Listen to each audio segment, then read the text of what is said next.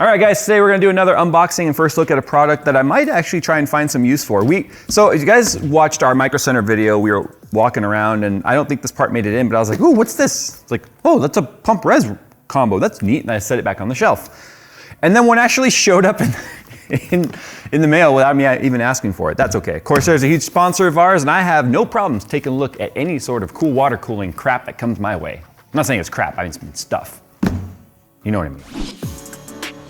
Build Redux creates PCs for gamers who want high frame rates without breaking the bank. Through Build Redux's website, easily configure your PC and see how it's optimized for PC gaming performance. It is Build Redux's goal to create the best gaming PC for any budget without cutting corners on the gaming quality and performance. Plus, it's backed by a 2-year parts and labor warranty, so you're covered. Pick your budget, pick your games, and get Build Redux. All right, so pump reservoir combos. Almost every build I have done on this channel, except for there's only been maybe less than 5 builds I've ever done actually that have a split reservoir and pump. And the only time I've ever done that is because of necessity. Sometimes you have to split them apart because even the smallest combos, you can't fit them. I mean, even this is the Singularity Computers Resonance, which is their kind of a distro plate / pump built in. And the reason why I love this, if you can fit it, is because it removes the necessity for 2 extra fittings and a connecting pipe or tube or whatever. It keeps things simple, and then brands have really started to just sort of find a way to utilize the extra space of the reservoir to also give you multiple port outlets, multiple port inlets. That way you have customization on where the tubing goes in and comes out to try and give you a cleaner build. So moving forward from when we started seeing coupled reservoir tubes and like a D5 pump on the bottom, now brands have really moved on to turning a distro plate, like you see right here, into an integrated pump design. So now, and I'm only showing this because this was Corsair's, this is the XD5. This was Corsair's first pump res combo that they came out with. It's not bad, it's just, I'm not a huge fan of this one. It's not as tall as I would like. The build quality of it, it's a different kind of plastic. I'm used to like acetal or palm, which is a much heavier, denser plastic. So although this works very well, I'm just not a fan of its overall like hexagonal kind of shape. It just, to me, it's hard to make that aesthetically fit in many builds. I've used it. It's right there actually. There's one in that build. That was the how to build a custom water-cooled computer tutorial build that I did. Then I proceeded to use that computer for nearly a year. But moving on, distribution blocks are extremely useful because they do just that. They distribute the fluid and they give you multiple inlets and outlets and such. So the XD7 from Corsair, and I have not held one or touched one out of the box yet, I've only seen the package. You can see here, I don't know if they have different sizes, I would assume they're going to. This is a 360 radiator size. It's not a radiator, but that's the size at which it takes up. It matches the RGB style of their fans, so it really kind of stealths it into the system if you're using like light loop fans from Corsair and other parts of the case. So it really just sort of blends in. The downside is you're gonna be utilizing 3 fan slots for this. So depending on the case that you go with, that could be a problem, and we'll talk about that in a second. So I was looking at the box right now. Oh yeah, it is an actual D5 pump. I wanted to know if this was a D5 style pump or an actual D5 pump. It does say D5 on there, but something else on the box caught my attention. And this is what makes this a little different from your typical distribution block. I'm only gonna use the Resonance here as an example. This is not a comparison between what Daniel and Singularity Computers makes versus something like, real mass produced like you're gonna see with Corsair. This is intended to give you, like this right here, this little channel, it's really dusty, I feel bad. This is designed to just get coolant in one side and out the other or at a different spot. So you see how this passes all the way through? You could go in one side and out the other and it moved it around. Same thing with this fitting here. This is your outlet. You also have an outlet right here. So you have 2 choices of where it comes out. And then this is your return and your fill right here. Same thing with the fitting on the back. You could come through one side and out the other. So you really do have inlet, outlet. It's really sort of predetermined for you on how it's going to run. This, however, said on the box, you can distribute outlet to 3 different components at the same time. There's this huge misconception in the water cooling industry that by having the coolant go through, say, the GPU first, is then going to heat up the coolant to a huge degree and then warm up the next component that it touches. Now that's true to a certain extent. For instance, If we have our GPU at full load, and we've got our GPU sitting at 50, 55C, we brought our coolant temp up from like 22C up to about 33C, then you'll notice the CPU temperature might come up a few degrees with it.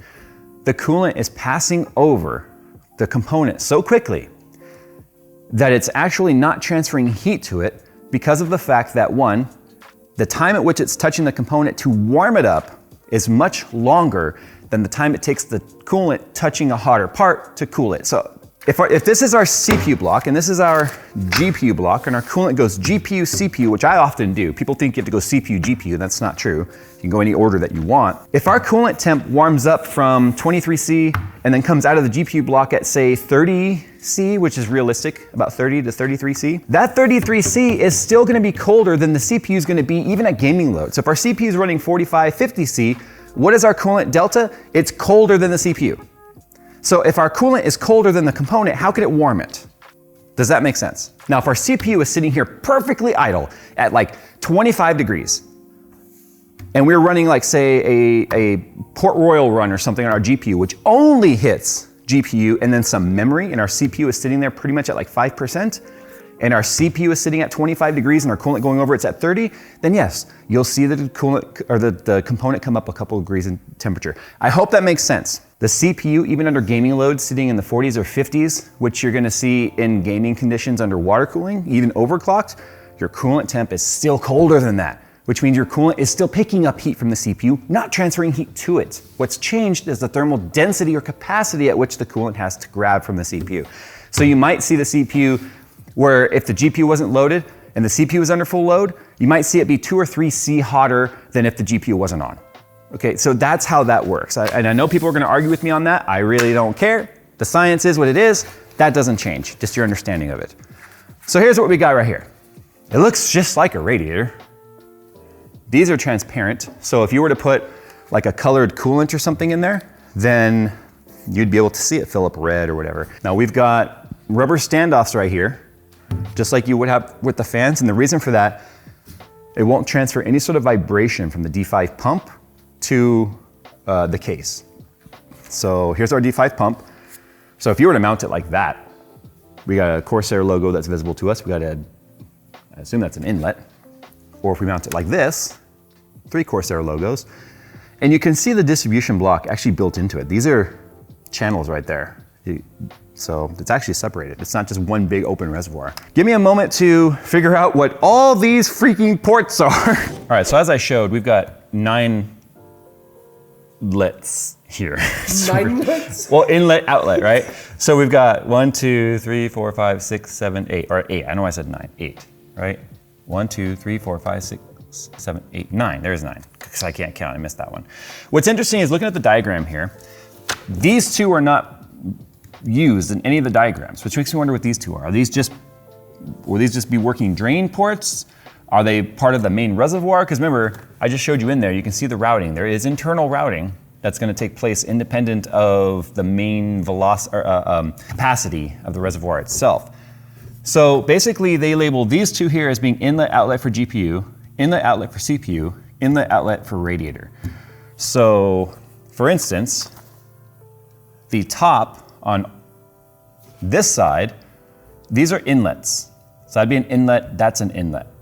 And the inlet is what's gonna feed the pump, and then the pump is always gonna push it out, right?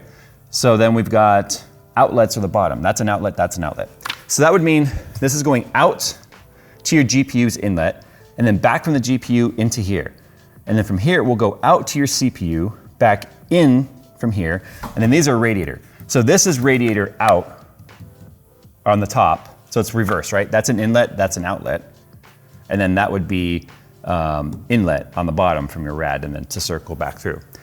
So theoretically, the heights on these would line up with horizontally where they would end up being, presumably in one of their own cases here. So if let me get that build on this table so we can sort of hold it up to it. So I've got this pump just sort of mounted to the front rad right here, right? Or that's not a rad, that's just 3 inlet fans. The radiator is actually in the back wall, and you can see the outlet and inlet on the bottom right there. So it's gonna actually use a little more than it's gonna actually use. So it's gonna use more than 360 because you can see the bottom right here is longer than the fan. So that's as much extra that you're gonna need beyond a 360. But if this was mounted in the front, you can see now we're gonna block off those 3 fans, which means our intakes will be a rad right there if we're gonna be using a rad right there. If you don't put any fans there, then it's gonna be all negative pressure because only the exhaust fans are gonna be pulling air through the case. If you mount it this way, however, you can see by looking at these tubes right here, those do line up with the CPU. Those do line up with the GPU. So this is our other 5000D airflow, the same as the white case, it's empty, we haven't built in it. We have a fan just flopping around in there, but to show you, there is room to put a fan between the grill and the radiator. It will sit back slightly. You don't want it right against the grill. That actually causes a terrible sound with the blades. There is enough of a void to not cause that to happen. But with the Corsair 30 mil rad right here, it actually lines up perfectly with the 120 millimeter holes right there. So now, if I take this, there we go. Look at that, yeah, plenty of room. Plenty of room. And then it fits in there, and it's the same depth as the motherboard wall right here. So it actually doesn't stick out any farther. That looks kind of cool. I actually kind of want to do that. So now, although we've taken up a spot here to be able to do a side rad, I want to mount this down. I want to see now if, because we don't have to have the fittings coming off the top in the way that we normally would, I want to see if we're going to be able to do this and still fit a 360 up top. Because it's been difficult to get 360s to fit in both the front or the top and the front, which is one of the reasons why on that rad, I ended up putting it on the motherboard wall and not the front. So I want to see now if this somehow frees up a little bit of extra space. So I got to mount it down. So if you look at the Corsair build, you can see I have the fittings coming off the front. And the reason why I did that was actually just to fill up the space with tubing. If they were in the back, you'd have a little bit of tube here and a tube there and it wouldn't look good. So now if I wanted, I could run this in reverse like that. There's still plenty of room for the top radiator and the fans to hang down. I always put pusher fans on this because I want to see the lights, really. If I did pull, it would make no difference in terms of cooling. I just like to see the lighting. The thing that sucks about this is the fact that you can't really see the RGB lighting. It'll be on the front because the fans are there. Unless we go push-pull in the front. Let me see if we can fit another fan right here, which I'm actually pretty certain that we can. The thing is, if I did that, and the fittings are on the bottom here, this makes it a little bit more difficult because if I have the fittings at the top, that takes up room here then where it might interfere with this radiator and its fans. You see that? So you've got to account for that. That's why I put the fittings on the bottom there. But I'm pretty sure we could fit another fan right there. Actually, we cannot fit a fan right there. Almost, but not quite. It's hitting, because the pump has this step where it's thicker on the shroud, it's hitting on the fan. So no push-pull in the front, which means no front RGB lighting that's visible, but most of the time you can't see that from the perspective you're sitting anyway. I'm just happy to see that we can fit two 360 rads utilizing their distro block / pump res combo, that we have these which line up pretty close to the CPU, pretty close to the GPU, and then that's a fill port. So we figured that out. This is a Philip port. Get it? Philip, the cameraman's name is Phil. Fill port, radiator, inlet, outlet, return. The bottom two I'm almost assuming are just gonna be either for drain and another return because they're at the bottom. So they almost always at the bottom are gonna be a fill, like back into the res. I'm just surprised it doesn't show anywhere in the manual what that is. It does not show. But anyway, yeah, so I'd still be able to fill out a lot of tubing in this if I wanted. So there you go. Obviously, if you take the XD7 RGB reservoir pump combo and you put it in a Corsair case and use Corsair radiators, I know this starts to look like a really Corsair sponsored videos. They're a sucker. They know if they send me something, I'm just gonna do a video on it. Like, it just showed up, like I said, and here I am. But it works, and I can fit two 360 rads. It doesn't negatively affect our airflow in any way because we still have inlet, outlet, plenty of it. You know, it's funny because Lee and Lee really pioneered this whole motherboard mounted radiator fan thing, and everyone's sort of like kind of caught on that, hey, there's some dead space there. Not to be confused with the video game, but there's some dead space there and we might as well utilize that in some way. So I'm happy to see that Corsair is building upon its portfolio of custom water cooling gear, and yeah, I like it. I don't know if they have a white one. They have black and white in every other component. I would assume they're gonna have a white one if they don't already. They might. So that, I'd love to see it lit up If you guys want to see me do a build utilizing that, you guys know what you got to do. You got to sign up down below. You got to watch the videos and you got to like and comment and all that sort of stuff so that we can drown the bots out with positive comments, get them out of here, and build computers while we're at it. Thanks for watching, guys. If you got any other water cooling suggestions of stuff you'd like to see us do, I do have a crazy 12th gen video that's gonna be coming up. I'm gonna be updating my personal rig to 12th gen so I can do a long-term report on any of the bugs and weirdness that comes with that.